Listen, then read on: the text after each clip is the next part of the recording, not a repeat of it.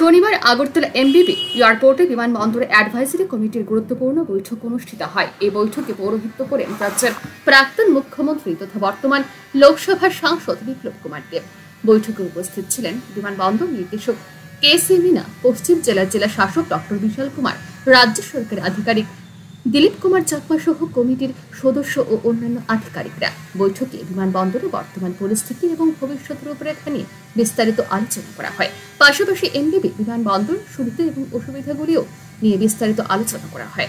এই আলোচনায় উঠে আসা বিভিন্ন সমস্যাগুলির মধ্যে যেগুলি স্থানীয়ভাবে সমাধান করা যায় তার উদ্যোগ গ্রহণের সিদ্ধান্ত নেওয়া হয়, আর যে সমস্ত বিষয়গুলি স্থানীয়ভাবে সমাধান করা যায় না সেগুলি এয়ারপোর্ট ডাইরেক্টরের কাছে স্থানান্তরিত করা হয়। সেখান থেকে কেন্দ্রীয় সরকারের কাছে সংশ্লিষ্ট বিষয়গুলো পাঠানো হয়। এদিন এমবিবি এয়ারপোর্ট অ্যাডভাইজারি কমিটির বৈঠক প্রসঙ্গে কথা জানান কমিটির চেয়ারম্যান তথা প্রাক্তন মুখ্যমন্ত্রী ও বর্তমান লোকসভার সাংসদ বিপ্লব কুমার দেব।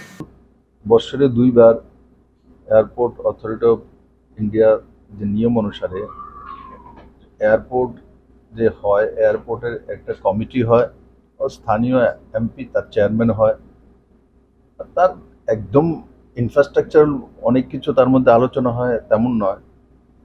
বর্তমান স্থিতি আর ফিউচার কি হতে পারে, কি হচ্ছে, সুবিধা অসুবিধা দুইটা তার মধ্যে আসে।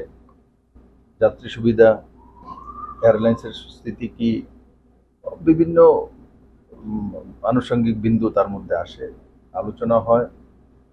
যেটা আমাদের দ্বারা করা যেতে পারে সেটা আমরা করি, আর যেটা কনসার্ন অথরিটির দ্বারা করতে হয় সেটা এয়ারপোর্ট ডাইরেক্টর আছে, ওনারা ওনাদের অফিসিয়াল মাধ্যমে সেগুলো কেন্দ্র সরকারের কাছে পাঠায়,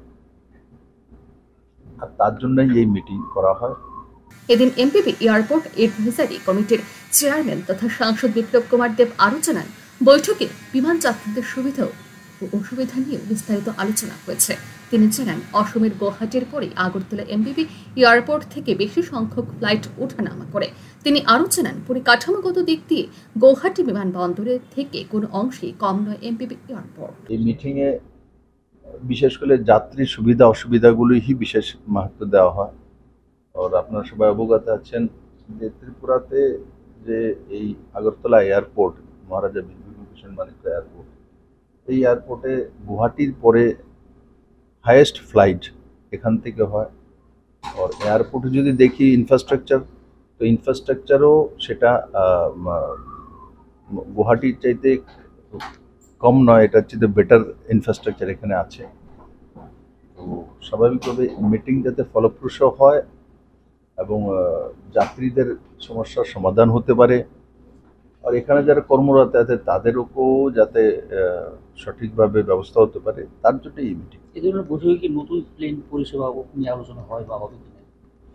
দেখুন, আলোচনা তো হতেই পারে। উঠে যারা এখানে মেম্বার আছেন বা এয়ারপোর্ট অথরিটি অফ ইন্ডিয়াকে স্টাফ আছেন বা যারা এয়ারলাইন্স এখানে করে চালানোর ব্যবস্থা দেখেন, আলোচনা হতেই পারে।